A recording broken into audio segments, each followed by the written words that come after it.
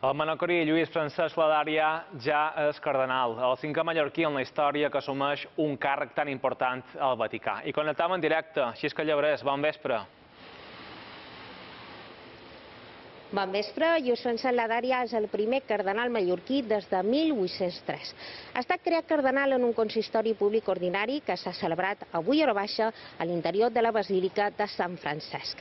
A l'interior de la Basílica de Sant Pere, volem dir. El papa Francesc l'ha confirmat així com un dels seus màxims col·laboradors en una de les qüestions més importants per a l'Església Catòlica, que és la doctrina de la fe. Les celebracions continuaran demà aquí a la plaça de Sant Pere amb una Eucaristia per la qual ja està tot a punt. Aquest era el moment en què el papa Francesc imposava el birret cardenalici a Lluís Francesc Ladària i li entregava l'anell.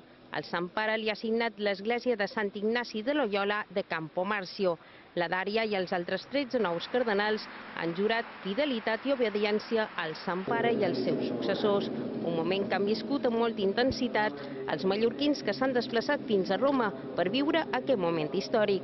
Pot ser una nova empenta, sobretot en aquest moment que vivim a nivell històric a Mallorca, amb un nou bisbe i un nou aquí i un nou moment.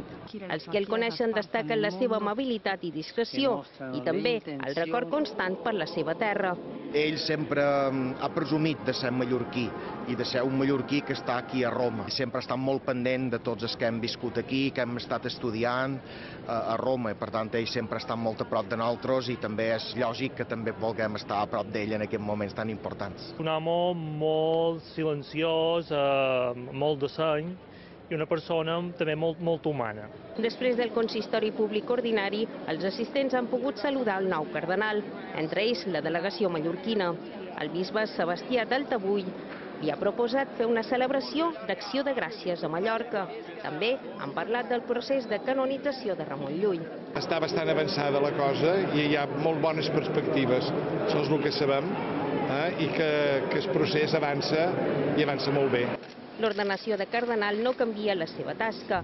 Ladària continuarà treballant al Vaticà com a prefecte per a la Congregació de la Doctrina de la Fe. Nicolau Rosell, Antoni Cerdà, Jaume Pou, Antoni Despuig i 205 anys després, Lluís Francesc Ladària. És el cinquè mallorquí que es converteix en cardenal. Ladària fa anys que té càrrecs de rellevància i responsabilitat al Vaticà. Els darrers 3 papes sempre han confiat en ell. De fet, va ser Joan Pau II qui va introduir-lo a la Comissió Teològica Internacional. De llavors ençà la seva trajectòria ha estat ascendent. Deixà Manacor per estudiar al Col·legi Montitxion de Palma i convertir-se poc després en jesuïta amb només 22 anys. És llicenciat en Dret, doctorat en Teologia i doctor honoris causa per la Universitat Pontifícia de Salamanca i la Pontifícia de Comillas. D'ell diuen que és rigorós i discret, però molt alegre. Pretendo trabajar tranquilamente en el silencio. Des d'avui un manacorí pot decidir el successor del papa actual i també ser-ne elegit. Una possibilitat encara real que s'hauria de produir abans que Ladària compleixi 80 anys. És l'edat en què els cardenals ja no poden aspirar al papat. Ara Ladària en té 74.